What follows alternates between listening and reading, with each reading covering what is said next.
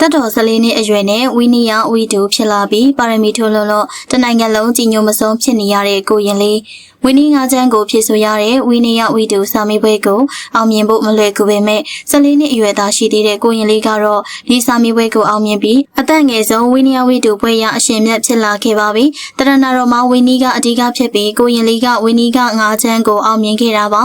အခြားကိုရင်လေးတွေလည်းဝင်ရောက်ဖြစ်ဆိုပေမဲ့ကိုရင်လေးကတော့အောင်မြင်သူတွေထဲမှာအသက်ငယ်ဆုံးဖြစ်ပါတယ်ကိုရင်လေးအရှင်ပညာဗလာဟာတတ်တော်14နှစ်အရွယ်လေးနဲ့တင်ခက်ခဲလာပါတယ်ဆိုတဲ့ဝီနီငါးချမ်းစလုံးကိုပိုင်ပိုင်နိုင်နိုင်နဲ့ဖြည့်ဆိုအောင်မြင်ခဲ့ရကြောင်းအသက်ငယ်ဆုံးအောင်မြင်သူအဖြစ်မှတ်တမ်းဝင်သွားပါပြီ2026ခုနှစ်ရဲ့32ကြိမ်မြောက်နေ့ကစာမေးပွဲကြီးမှာရန်ကုန်တိုင်းဒေသကြီးထောက်ချက်မော်ဘီမြို့နယ်ကဖားအောက်တော်ရစာတင်တိုက်ကနေဝင်ရောက်ဖြည့်ဆိုပြီးမြန်မာတိုင်းနိုင်ငံလုံးရဲ့အသက်ငယ်ဆုံးဝီနီယာဝီတူပွဲရဖြစ်သွားတာပါ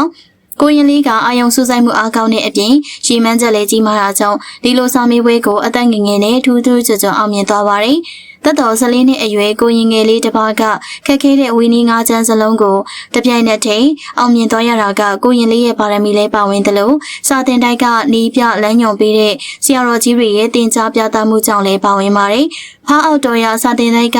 ဆရာတော်ကြီးရဲ့စနစ်တကျနဲ့အစင်းမြင့်မြင့်တင် जा ပြသပေးနိုင်တာကြောင့်တပည့်ဖြစ်သူကိုရင်လေးကမြန်မာတိုင်းနိုင်ငံလုံးရဲ့အသက်အငယ်ဆုံးဝီနီယာဝီတူပွဲရအရှင်မြတ်ဖြစ်လာခဲ့ပါတယ်။တိုင်းနိုင်ငံလုံးရဲ့အသက်အငယ်ဆုံးဝီနီယာဝီတူပွဲကိုရယူသွားတဲ့ကိုရင်လေးအတွက်ဂုဏ်ပြုစကားလေးတွေကို comment မှာရေးသားပေးခဲ့ပါဦးနော်။